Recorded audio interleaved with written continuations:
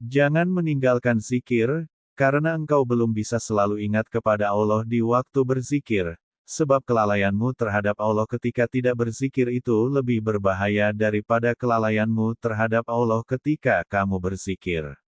Semoga Allah menaikkan derajatmu dari zikir dengan kelalaian, kepada zikir yang disertai ingat terhadap Allah, kemudian naik pula dari zikir dengan kesadaran ingat, kepada zikir yang disertai rasa hadir, dan dari zikir yang disertai rasa hadir kepada zikir hingga lupa terhadap segala sesuatu selain Allah.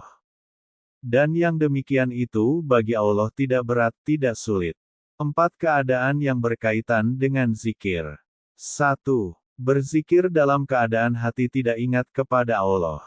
2. Berzikir dalam keadaan hati yang ingat kepada Allah. 3. Berzikir dengan disertai rasa kehadiran Allah di dalam hati. 4. Berzikir dalam keadaan fana, dari makhluk, lenyap segala sesuatu dari hati, hanya Allah saja yang ada. Seorang salik tidak boleh meninggalkan zikir, disebabkan karena hatinya belum bisa ingat, menghadap kepada Allah, akan tetapi ia harus tetap selalu berzikir walaupun hatinya masih belum bisa hudur. Karena orang yang meninggalkan zikir itu jauh dengan Allah hati dan lisannya, berbeda dengan orang yang mau berzikir, meskipun hatinya masih jauh dengan Allah karena belum bisa mengingat Allah waktu berzikir, tapi lisannya dekat dengan Allah. Karena tidaklah sulit bagi Allah untuk mengubah suasana hati hambanya yang berzikir dari suasana yang kurang baik kepada yang lebih baik hingga mencapai yang terbaik. Menaikkan satu tingkat derajat ke lain tingkat derajat zikir adalah satu-satunya jalan yang terdekat menuju kepada Allah, bahkan sangat mudah dan ringan.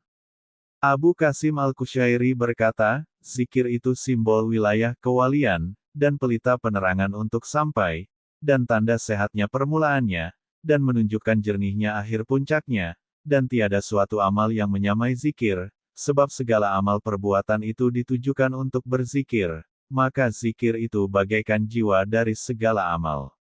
Sedang kelebihan zikir dan keutamaannya tidak dapat dibatasi.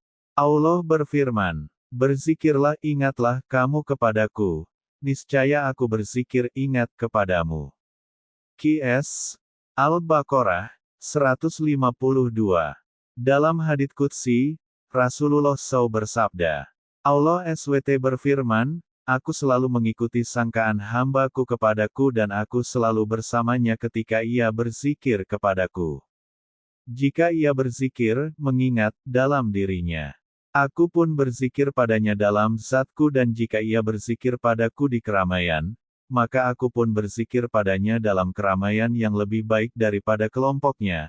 Dan jika ia mendekat kepadaku sejengkal, maka aku mendekat kepadanya sehasta. Dan jika ia mendekat kepadaku sehasta, aku mendekat kepadanya sedepa, dan jika ia datang kepadaku berjalan, aku akan datang kepadanya berjalan cepat.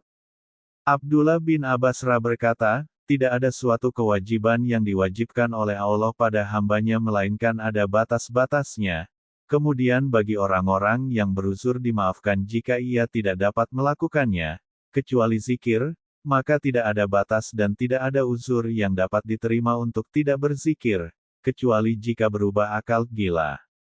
Allah berfirman, petik 2. Bagi orang-orang yang mempunyai pikiran, sempurna akal, yang selalu berzikir, mengingat Allah sambil berdiri, duduk dan berbaring. Qs. Ali Imran, 190-191. Allah berfirman, wahai orang-orang yang beriman, berzikirlah ingatlah kamu kepada Allah dengan zikir sebanyak-banyaknya.